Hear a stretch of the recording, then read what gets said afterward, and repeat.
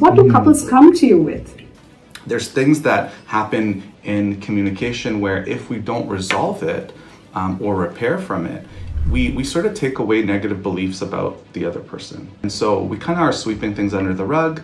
At a certain point, kind of that rug gets so big and people can't take it anymore. And sometimes there are ways to like discharge that and like release, whether it's anger, or, we finally have that talk and we do some kind of repair. We're like cleaning the rug a little bit and ironing it out. And other times the rug, it just gets so big and, people get tired and they're like, maybe get at a later part of their life or their kids move out and it's just us, or there's different things, different pressures. Or like, I don't want to do this anymore. I want to be happy. I deserve to be happy. I don't want to be a roommate with my partner anymore, right? People, they come to a relationship with whatever wounds they have that are unique to them. It doesn't matter the level of distress coming in at the beginning. It doesn't inform the effectiveness at all. And that includes if there's just been an affair.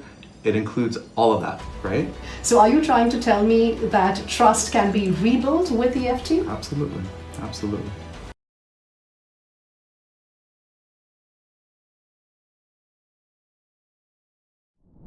Welcome back to TBH with Natasha, where we have honest conversations that help us build better lives and better relationships.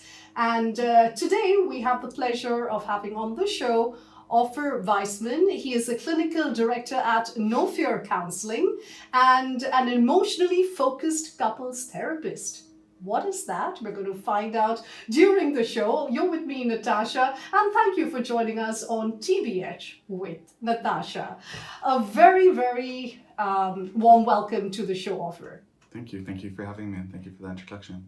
So, OFIR, considering that you are a master's in counseling, what really drew you to being a couples counselor?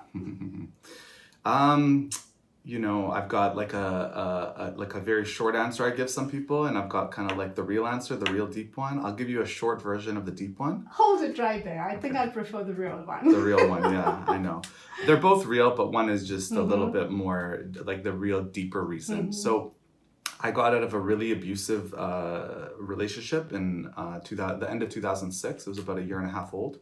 And I won't get too much into that, but going through that journey and going through all that pain, I didn't have any resources. I didn't know who to go to for help. I was only 20 at the time. And so I didn't know anything about mental health, let alone couples counseling or anything like that. But the moment I got out of that relationship, I was searching for like, how can I incorporate this into my life? Both from the perspective of like learning how to never get into this situation again myself, but then also to help anyone, whether it's the male or the female in sort of my scenario there, not sort of feel like they're lost and have no answers and have to suffer the sort of torture and pain that I went through at the time. So it was very like a very organic way to get into the field. And that's such a beautiful way to kind of reach a certain goal or, a road that takes you somewhere, because it's either pain that draws you to it, and then you have more passion towards what you do. Absolutely. Right? Yeah, when I went back to school, so I had done only one semester, like 3.5 years before that point, in the beginning of 2003. And then literally a week and a half after that relationship ended, I was back at Kwantlen. That's where I went to school. And not only did I have passion, but it was such an expedited path. I was around other, mostly, colleagues, other students that didn't really know what they wanted to be doing. And I knew exactly what I wanted to do, not just counseling now, but couples counseling. And so every course I took was aimed at extracting whatever was useful for that path. Whereas other people are kind of like learning and just kind of openly trying to absorb things. I was only taking what I needed to take from that and then really just rushing through everything else. So much so that it took me only 2 years to finish that bachelor's. I just did it as fast as I could. Wonderful. Yeah. And you know what drew me to this topic? Been married for 21 years. I think I've lost count, but yeah, 21 years, known my husband for a decade or so. And there are friends, when you're in this kind of an age group or this life stage, you have friends who come and discuss with you things about your own marriage. You're struggling with issues in your own marriage. And this is where I thought, hey, there is a need to talk about certain aspects of marriage which will enrich it. and probably open your eyes to so many other aspects of it for which we have actually turned our eye to. So that's why I said no better person to have on the show than to have you, because I've heard so much about the work that you do, especially with something called EFT, emotionally focused therapy for couples. So we'll get into that offer during the show, but if I had to ask you, in the kind of people that have come to meet you, what is the common thread, or how do they start off with? The initial few meetings, what do couples come to you with? Yeah, if I had to really distill it down, it's a relationship distress, whatever that is. And people will often say we want to work on our communication, right? And so that could look like a lot of different things, but it's some breakdown in communication, right? You mentioned you've been with your partner for 21 years, and I'm sure somewhere along the lines there's like issues that come up. And whatever people want to attribute, when relationships don't work, the ending of it, whether it's our bad sex life, we fell out of love, whatever it is, there are preventable things or things that preemptively you can get ahead of, or even from my vantage point, more often than not, it's more of like a crisis, or like we're like, we can't take this anymore. We're willing to do something that we've never done before. So couples counseling is where people will knock on my door. And so, yeah, to bring it to your relationship, there's things that happen in communication where if we don't resolve it or repair from it, we sort of take away negative beliefs about the other person, right? Whatever it is. And so we kind of are sweeping things under the rug. At a certain point, kind of that rug gets so big and people can't take it anymore. And sometimes there are ways to like discharge that and like release, whether it's anger or, we finally have that talk and we do some kind of repair, and we're like cleaning the rug a little bit and ironing it out. And other times the rug, it just gets so big and, people get tired and they're like, maybe get at a later part of their life or their kids move out and it's just us, or there's different things, different pressures, or like, I don't want to do this anymore. I want to be happy. I deserve to be happy. I don't want to be a roommate with my partner anymore, right? I love the analogy that you have drawn with cleaning, especially when we're looking at a relationship. You either get regular maintenance done, or you come to a stage where you really need deep cleaning, and that will take a lot of effort as well. So before we get to the deep cleaning part, let's kind of find a path where we can remedy it sooner, hopefully. And if it has come to that point where it needs deep cleaning, we can address that as well. So the topic for today, since there's so much to unpack, offer with you, I don't know, I can think of 10 different topics at this very point, but let's get with one thing. Focusing on a formula, if you may, for a happy marriage. So do we have something like that? EFT specifically, it doesn't look at things in the perspective of like an outcome and like what is the ideal outcome, or like here's a model relationship and this is the kind of the secrets to that.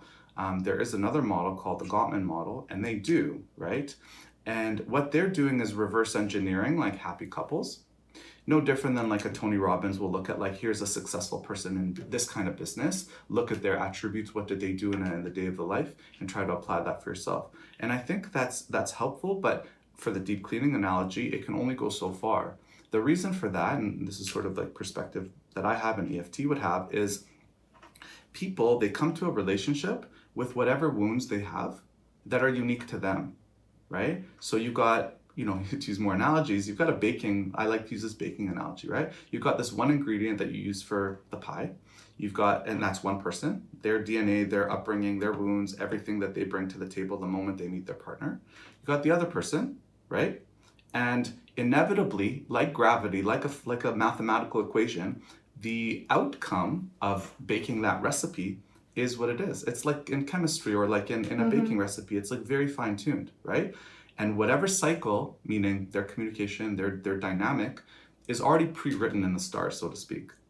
I'm smiling because when I look at my husband and my relationship, we both come from slightly different backgrounds, or the way we were brought up. I'm the only child, so you can only imagine. The focus was me. I was more time was given in my nurturing. But then again, I had certain life events which were very different. I lost my mom very young, so that shaped me into being more independent really early on in life. Then there's my husband, who's part of a big family. They have got like 5 children, extended family, and a secure home, and working mom, and a different family dynamic. And when we two come together, our parenting styles are so different, and that's more often than not a big area of conflict. Contention, yeah. Yes, Yeah. like, am I too soft? Is he too tough? And as you said, and I think Gabor Mate, who is another very famous mind in psychology, he has spoken about how we all bring our pain from our past, and that's exactly what you're talking about. That's right. Absolutely. Yeah, one of the big kind of quotes that he has is this, trauma is not what happened to you, it's what you took from it as a result of that event. Like what you still carry with you. That's the trauma.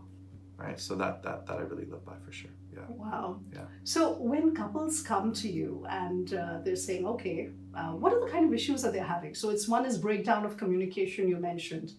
Anything else? It always shows up in the breakdown of communication. So like to your point around you and your partner, it's around parenting, right? Like when you have to arrive at a collective decision together around what we're doing with our child, right? This is where the ego comes up. This is where some of the unresolved issues, right, come up, right? Some bigger things that people think are unresolvable, but actually are, that's why I bring up, is things that are so different in terms of like what we want, that it just seems like it's like a bridge too far. One person wants kids, one person doesn't. It's like, well, it has to be one or the other. That's a deal breaker though. But it doesn't. No, it's not true, right? Like, let's say a big one is like, they think it's unresolvable, but it's like one person's preference or affinity for cleanliness. Oh, yeah. Right? So that's a big one. Like, and division of labor around chores in the house, especially with culture and male roles, female roles, right? It seems like it's a valid thing to fight about, but 99.999% of times, it's never about the thing you're fighting about. It's about these unhealed wounds that rub up against each other. That's crazy. It's like you're a fly on the wall in my house, and it looks like it's every home story.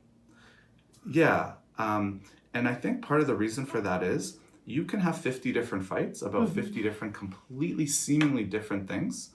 And so sometimes we'll call that content. The reason we call it content is despite 50 different things being fought about, the underlying experience, the underlying trigger that gets hit is the same.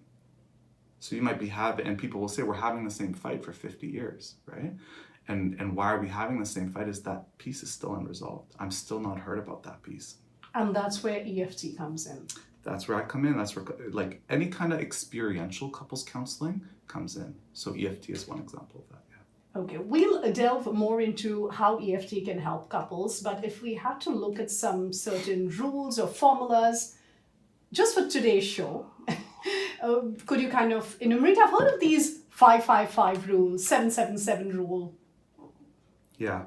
Maybe enlighten us with one. I want to take notes.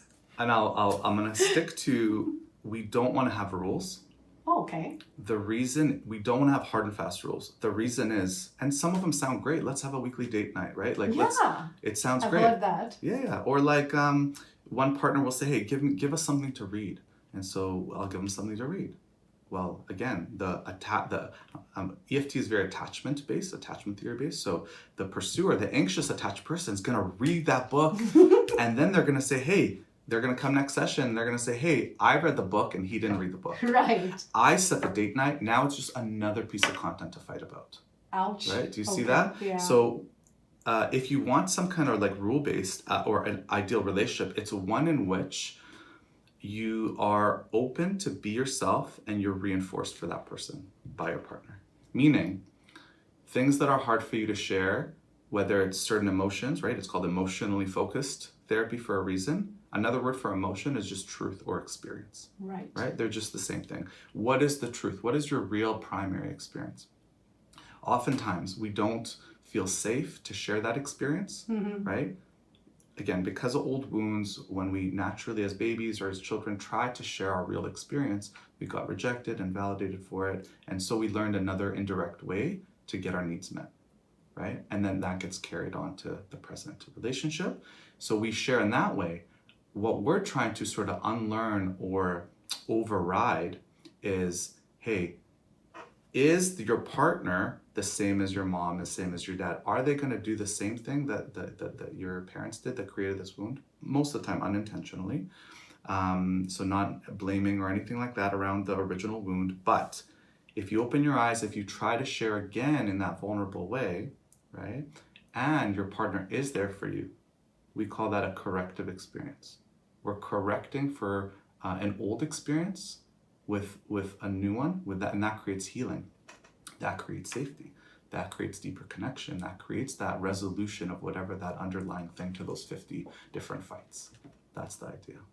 And once you're aware of this trigger and how it's affecting your partner, you then make corrective, or you take corrective measures? No? No, but it's good you mentioned that, because it's what most people try to do, right? And then it falls back, because now you're trying to change yourself, right? In order to not trigger your partner.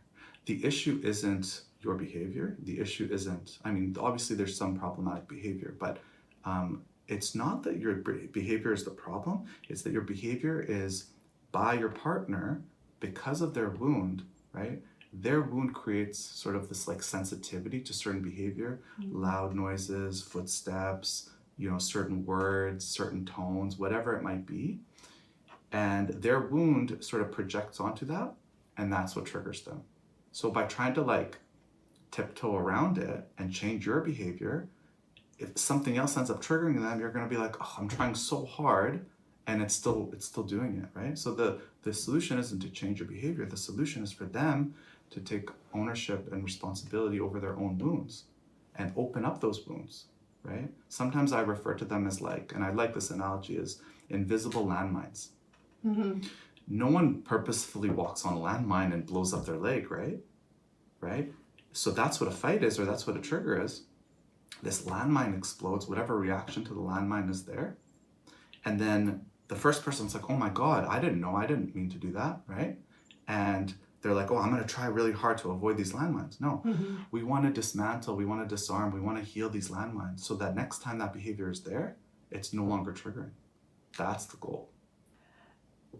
You could correct me if I'm wrong, but, and I have tried this, the EMDR therapy, is that very similar to the EFT, or does that help kind of detonate these landmines? Yeah, so EMDR and another model that's an offshoot of EMDR called OEI. So EMDR stands for eye movement desensitization reprocessing. OEI stands for observed and experiential integration.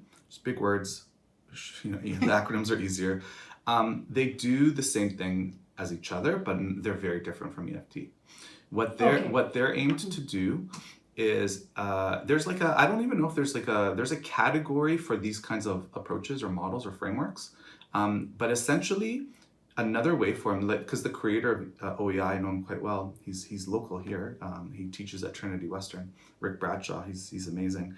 He says it's non-invasive brain surgery. Wow. It's a way for your trauma to come out, and without having to talk about it, for us to kind of pull out the trauma and process it, erase it from your brain, so that what's left over is just the memory without the emotional residue around it, right? To bring Gabor's point, you kind of are bringing into the room in small, sometimes bigger chunks, and then processing it. And so it does help, right? It does help sort of recognize what's yours and what's mine, what I carry from the past. Because oftentimes with triggers, it's just like 0 to 100 so fast, and the protective mechanism comes in to protect you, and it's you don't even remember it. Because what happens when you're triggered, especially in romantic relationships, is all the blood that's in the part of your brain, the prefrontal cortex, that's able to plan and think and be rational, that gets hijacked by your amygdala. Meaning all the blood leaves that part of the brain. Just like when you eat and all the blood goes to your stomach for a while, same thing now goes to your amygdala, because you're in survival mode. Yes, it's a fight and flight response, right? It can be. Okay. It can be if it's wired, like because a partner shouldn't be a threat, right? You're right. A healthy partner, right? But if in close relationships you've had the experience where relationships are a threat, right? Wow. So what's funny is in the amygdala, love and sort of that fear response are right beside each other. Whoa. So you have a choice in a way once you do this work to pick love over the fight, flight, freeze. But fight, flight, freeze will protect your heart if it's been hurt. So coming back to any rules that we can follow, and you said there are no rules, how do we go about this very complicated and the huge decision that people make when they get into a marriage? And it's a huge decision. I don't know. Sometimes I think some people shouldn't do it because it involves a lot of work, right? And if you're getting into it, you better be sure that you're in it for, the you're roller ready coaster to do the work, ride. yeah. So other than obviously coming and seeing me, Yes, of course. I would say, you have to be ready to do the work, Mm-hmm. right? And I think each relationship someone's been in before, there's obviously it didn't work. They're not in that relationship anymore. There's big lessons in those relationships. The pain that you have is informing what you're going into this relationship with, right? So yes, we need to kind of grieve and heal and then kind of reflect on what was my part of that relationship. I'm going to inherently, it doesn't matter how much I think, this is my belief, it doesn't matter how much work you've done as a single person, whatever you carried from that last relationship, meaning not from that relationship, but that was unhealed even from before that relationship, you will carry onto the new relationship. Yeah. Right? So that's your burden, baggage that you're bringing in. And it's really good to be aware of it, not to push it under the rug like we talked about, or, to, put it on the other person, but to own it, maybe even talk about it, maybe not a first date conversation, but at some point, as it gets serious, to own your parts, to learn about your partner's parts that aren't healed. And then, you want to do this work together. It's, if you have a willing partner, then I think, and that's what we do when we start the process is we kind of have to make sure they're aligned, right? One of the only prerequisites to starting any kind of couples work, especially EFT, is the willingness to do the work is one, and the aligned goals that we actually want to work on this relationship. And I don't have both my feet out, I'm already with someone else, or whatever it is, or I'm already done and I'm just here for you. That's not EFT, right? EFT is when both people want to work on the relationship and are willing to do the work. When you speak about EFT, and it has a lot to do with emotions, and you mentioned willingness as well, usually, is it the wife who comes to you, or are the husbands also more open, or are they more reluctant? That's one myth that is relatively true, that it is the wife. But the caveat is, it's not about whether it's the man or the woman, it's the pursuer versus the withdrawer. The pursuer is the anxiously attached individual. Right. And it could be a man. It can be a man. So in about 20% of cases, it's the man that is the pursuer, and the woman is the withdrawer, the avoidant. And in 80% of cases, it's the woman. So that's why it's the woman that is the one initiating. That being said, sometimes both are on the phone for the first call.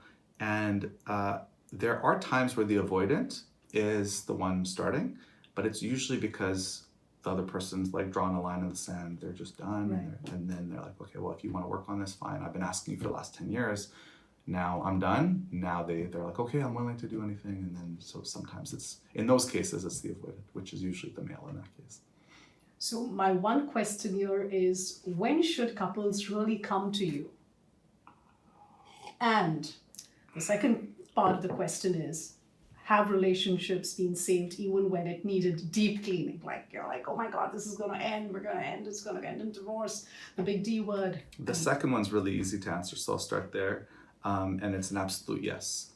Oh. And the reason is, even in they've done outcome studies on EFT, and with over 10,000 couples, about 15 different studies. Don't quote me on that. It might be 10. Okay. But there's been 15 but about a lot of outcome studies where they actually see, is this approach working, right? They go through 12 sessions with really good EFT therapists, and they kind of, rate them in the beginning, how they're starting, and then at the end, and then 3 years later, they follow up with them. So it's this kind of study.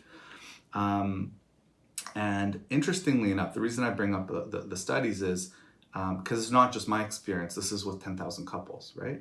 But my experience is the same, which is it doesn't matter the level of distress coming in at the beginning, it doesn't inform the effectiveness at all. Okay. Right? And that includes if there's just been an affair, it includes all of that, right? The level of distress, the level of how much deep cleaning is required doesn't determine the success at all. Yeah. So meaning they have just as good of a chance to make it work as like a lower distressed sort of couple. And all we need is them to be willing to seek help. And both want to work on the relationship. That's it. There are what we call contraindicators. This is, so even if those two prerequisites are there, things that reduce the likelihood of it working, right? Which is active domestic violence where, and interestingly enough, it's not all domestic violence. If it's reactionary, meaning if it's happening in the moment, that's okay in the sense of we can work with it. If it's happening premeditatively as like a tool to control, coerce, that's different. That reduces the likelihood of success. The other one is when there's active affairs where the partner is not willing to give up that affair. Oh. Right? Now, if there was an affair and they're like it's done, it's over, that's okay again. So you think it doesn't reduce the likelihood. Well, we're almost come to the end of this episode, and it looks like it's ending on an optimistic note. So are you trying to tell me that trust can be rebuilt with EFT? Absolutely. Yeah. And version 2 of the relationship, not only is it get them back emotionally to where they would have been before, but we're plugging the holes and blind spots that led to the affair in the first place. So it's a much more resilient and stronger relationship. Okay, so we will talk about that, EMA, extramarital affairs, on another episode with you, OFIR. But before I let you go for today, what would be that one advice you would give couples who are listening to you? Just that one advice, going through whatever they come to you with, whatever issues they come to you with, whatever hurts they come to you with. Lean into vulnerability. That would be my advice. Vulnerability sometimes has multiple connotations. It's weak, or what is vulnerability? It has like this connotation of like, I'm exposing a weakness. Right. In reality, and the way I define vulnerability is, if something is hard to share, if you don't know the outcome, you don't know how your partner will respond. Right. That is hard to do. By definition, that takes courage. And I call that vulnerability. So it's not a weakness. In fact, it's a strength to be able to trust in yourself to take a leap of faith type of risk and expose a wound, your amygdala wound, as we talked about, for your partner to, destroy it or to heal it. So to me, that would be my advice, to lean into that. And one of those bearing of wounds kind of situation would be a past affair as well. It's not about the event. It's about something that's hard to share. So it's broad, because what's hard to share for me is unique to me and maybe not unique or maybe different for you. So maybe an example is like your partner hangs up the phone on you. Yeah. And in the past you would react in a certain way. Right. You wouldn't share how that hurt you. So something as simple as that? Sure. Yeah. And I'm thinking of the big stuff. Yeah. And, big is relative. So I would say check in with yourself. What seems on a scale of 1 to 10 like a 1 or a 2? A little bit uncomfortable, but not so uncomfortable that if you got rejected for it, it would be too overwhelming and you would go back into your bubble and not want to share again. Because I want to set you up for success. I don't want to set it up in a way where you do something that's 10 out of 10, and then oftentimes when someone is sharing beyond their window of tolerance, right, they're not sharing very vulnerably. They're adding a but and a you, or they're looking down, or they're, right? Like they're not exposing their vulnerability very, very clear and congruently. So if that becomes the trigger to your partner and they don't respond well, that's going to be really painful. And you're going to think it's your vulnerability that they're rejecting, but in reality, it's your delivery. So to ensure the likelihood of success and that delivery being as clear as it can be, pick a 1 or a 2. So something And if you want a good analogy, if you have a fear of heights and it's like a deathly fear, right? And you've never been on a roller coaster, you can't do any of that, but you want to overcome it. There's your prerequisite. You just want to overcome it. If your goal in life now is, I want to jump out of a plane, right? Let's just say, without someone pushing me, but me doing it by myself. Let's say that's your ultimate goal. I can think of like 1,000 steps between where you are now and jumping out of that plane. So let's say step one, because you're deathly afraid, is just like looking down 2 stairs, like, or imagining 1 flight of stairs, right? Just imagining it. If that's a 1 or a 2, you do that. You wait until that 1 becomes a 0, meaning you just allow your body to acclimate, your nervous system to relax. And now what is a 1 is a 0, meaning what is a 2 is a 1, right? So then you go to the first flight of stairs, you just wait until your body relaxes. You go to the 2nd floor, you do the same thing, then the 3rd, then the 4th. Before you know it, you're jumping out of planes. Versus you never embark on this journey, and you just like, one day I want to do it, but you're actually taking steps, little bit of exposure therapy. That's really what this is. So if I have to address someone hanging up the phone on me, do I talk to them about it? And what's a 1 or a 2 out of 10? Because even that, like, what is, if accessing that pain and then imagining looking at them as a 10 out of 10, I'd say, no, that's too much, right? So maybe you do it in a text, or maybe you do it, maybe you don't even share it, the pain. Maybe you say, hey, honey, when you hung up the phone, something happened. I really want to share with you, but I don't know how it's going to go. I'm really scared to do it. What would that be like for you? So checking in, just starting with that. Maybe that's a 1 or a 2. Maybe that's even a 10. Okay. You have to check in with yourself. What is a 1 out of 2? If I got rejected, if it didn't go the way I would want it to go, would I still be okay? I would never recommend for someone to overexpose themselves. So that's really important. Wow. And I thought communicating your deepest, darkest fears or feelings is the key to a happy marriage. It is, but we got to titrate. We got to get there eventually. That's the goal eventually. And we got to do it with safety. And that's where EFT comes in as well, and counseling comes in as well, and couples counseling is so very important. Absolutely. And so, if people need help with that, then that's what we're here for. So how do people connect with you, OFIR? Especially if they're here in Vancouver, in the Burnaby, Port Coquitlam area. You do have 2 offices in both these cities. Yeah, we have about 60 locations for the company, across BC. But I work right now out of Port Moody. I moved from Port Coquitlam to a Port Moody office. I work there 2 days a week for myself, but they can reach us through our website at nofearcounseling.com. My email is director@nofearcounseling.com, so that's an easy one. Relatively easy to remember if you know how to spell counseling. Oftentimes people will spell it with 1 L, so it's 2 L's in counseling, but that's the way to go. Yeah. Wonderful. Thank you so much for sharing your practical insights into having a good marriage, a healthy marriage. And we hope to have this conversation again on a different topic with you, OFIR. I appreciate your time and your insight as well. So thank you once again. Thank you. Thank you for having me. And for those that are anticipating the question I didn't answer, which is when, I'll give you that answer now if you want. Sure, when to come please in. Go ahead. When to come in, I would say when you are both ready to not do the work as in you have to think of it as this huge mountain, but do that first step. When you're ready to do a first step, that's it. And really just to try 1 session, because almost everyone that's ever had this anticipation of me ganging up on them or taking the other person's side or just having a bad experience of couples therapy, they always come back and oh, this is so different than what I thought it would be. Because the client in EFT and in all couples counseling is the relationship, meaning you're not my client, you're not my client. It's your relationship. So why would I ever want either of you to feel like I'm taking anyone's side? That would go against your relationship. So just keeping that in mind. So when you're ready to take that 1 step.